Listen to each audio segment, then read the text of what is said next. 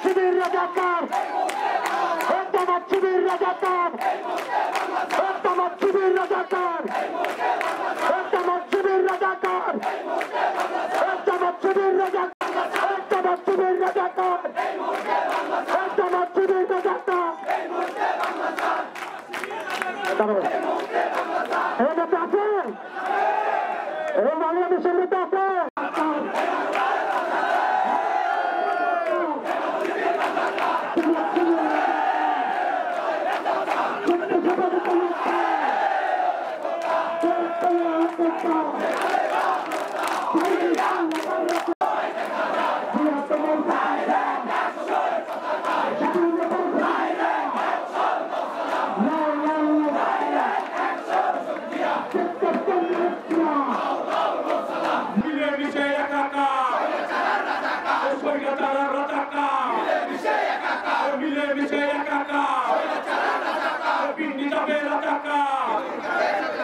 দিল্লি গেছে সৈরাচার পিন্ডি গেছে সৈরাচার দিল্লি গেছে সৈরাচার পিন্ডি যাবে রাজাকার রাজাকার আর সৈরাচার মিলে মিশে একাকার দেখ জামাত দেখে যা দেখ শিবির দেখে যা জি আর সৈনিক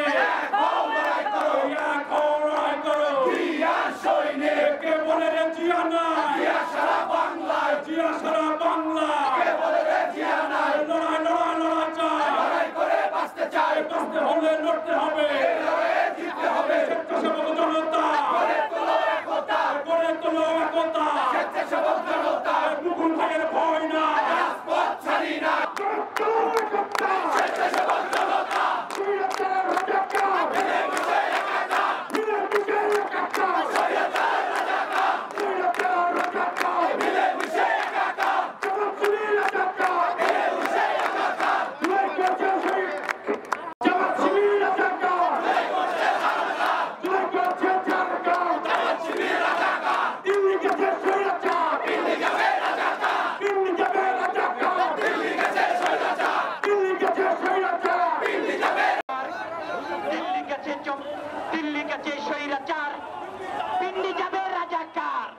পিন্ডি যাবে রাজাকার দিল্লি গেছে সৈরাচার মর্ষান্তের বিরুদ্ধে আওয়াজ তোলো একসাথে ষড়যন্ত্র হয়নি শেষ সজাগ থাকো বাংলাদেশ বাংলাদেশের অপর নাম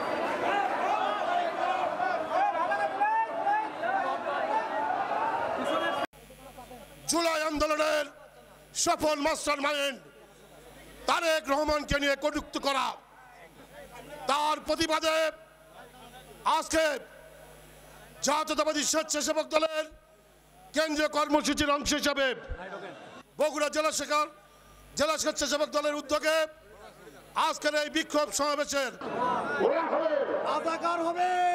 আমরা রাজাকারদেরকে কোনো সুযোগ দিতে চাই না, তাই না? আপনাদের প্রতিরোধের ভাষা হবে কঠোর শব্দ, কিন্তু নোংরা ভাষা নয়।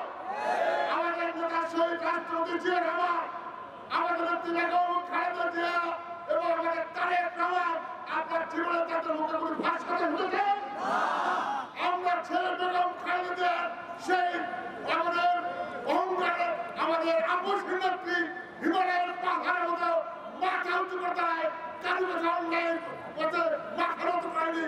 দেশের স্বাধীনতার সাংবাদিকদের অটল ছিলেন সেই ব্যক্তির শরীরে আমরা কখনোই মিথ্যা কথা মিথ্যাবাদীদের প্রশ্রয় দিতে পারি না।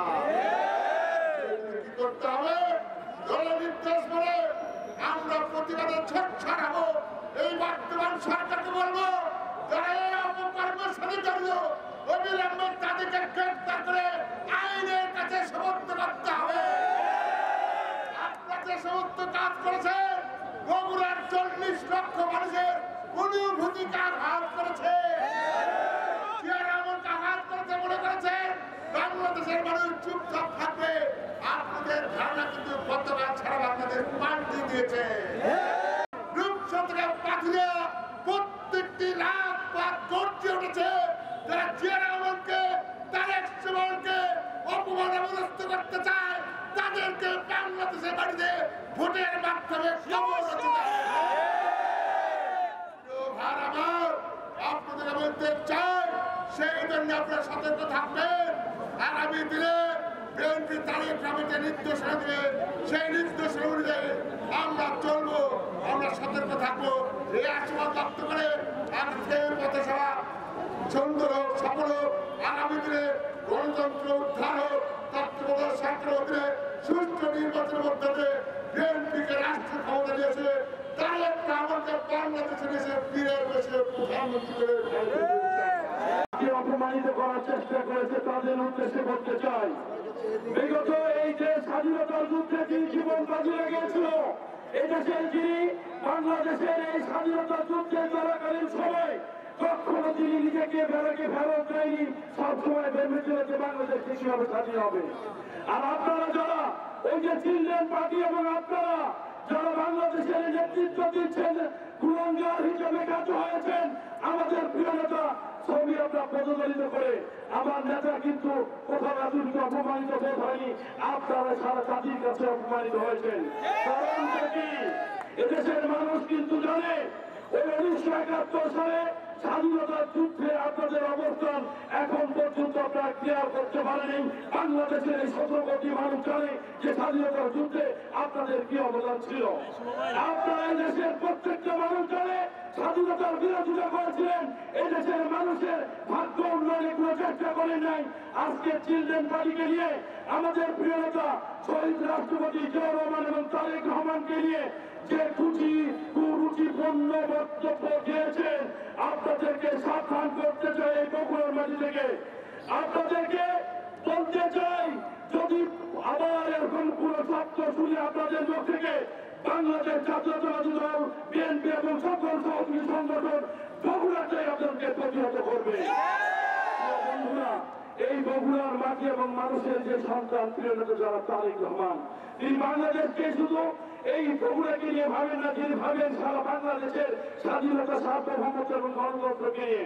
আপনারা যখন ঘরে ঢুকে গিয়েছিলেন, বিএনপি নেতা কর্মী লক্ষ লক্ষ নেতা কর্মী মামলা খেয়েছে, রাজপথে ছিল, তাদের সমস্ত নেতা কর্মী সহ বিশ্ববিদ্যালয় এবং সকল আইনজীবী থেকে শুরু করে সকল বুদ্ধিজীবীদের সঙ্গে আমাদের প্রিয় নেতা জনাব তারেক রহমান লন্ডন থেকে সবার সঙ্গে যোগাযোগ রেখেছিল। এদেশে যারা এই জুলাই আগস্টে যারা ক্ষতিগ্রস্ত হয়েছে, এই চিলড্রেন পার্টি, আপনারা বলেন যে বিএনপি নাকি চাঁদাবাজি করে, আপনারা বাংলাদেশের শীর্ষ চাঁদাবাজ হিসেবে ইতিমধ্যে বাংলাদেশের মানচিত্রে নাম লিখেছেন। বিএনপি এত বড় একটি দল যে দলের নেতৃত্ব দিচ্ছেন আমাদের প্রিয় নেতা ভারপ্রাপ্ত চেয়ারম্যান জনাব তারেক রহমান বেগম খালেদা জিয়া, যার মুখ থেকে আমরা কোনোদিন শুনিনি একটা অশুভ বাণী, অশুভ কথা। কিন্তু আপনারা এমন করে আস্ফলন দেখাচ্ছেন, মনে হয় বাংলাদেশের কোথাও থেকে যেন কি হয়ে গিয়েছেন আপনারা। বাংলাদেশের মানুষের ভোটাধিকার ফিরিয়ে দেওয়ার জন্য আমাদের প্রিয় নেতা জনাব তারেক রহমান কাজ করছে। এই জুলাই যোদ্ধাদেরকে চীন মৈত্রী সম্মেলনে থেকে তাদেরকে সম্মানিত করেছেন, আর আপনারা শুধু চাঁদাবাজি করে পকেট ভরিয়েছেন, কারো পিছনে আপনারা দাঁড়াননি। বন্ধুরা, আপনাদেরকে আমরা বলতে চাই, এই বাংলাদেশের প্রত্যেকটি ইঞ্চি ইঞ্চি মাটিতে শহীদ জিয়া, বেগম খালেদা জিয়া এবং তারেক রহমানের স্মৃতি বিজড়িত অনেক কিছু জড়িয়ে আছে। বাংলাদেশের 17 কোটি মানুষ আপনাদের এই কুরুচিপূর্ণ বক্তব্য প্রত্যাহার করেন, এবং আমরা চাই আমাদের সরকার এখন কিন্তু ক্ষমতায় নাই। যে সরকার ক্ষমতায় আছে তার কাজ কি সংস্কার নাকি আইন শৃঙ্খলা নিরপেক্ষ রাখা? কিন্তু সেই নিরপেক্ষতা তিনি রাখতে পারেন নাই। আমরা দেখেছি মিটফোনে যে ঘটনা ঘটেছে, যে ঘটনার কারণে সারা বাংলাদেশ উত্তাল হয়েছে, সেই ঘটনা কিন্তু আমরা পরে দেখেছি এনসিপির মিছিল থেকে সেই মূল হোতাকে গ্রেফতার করা হয়েছে।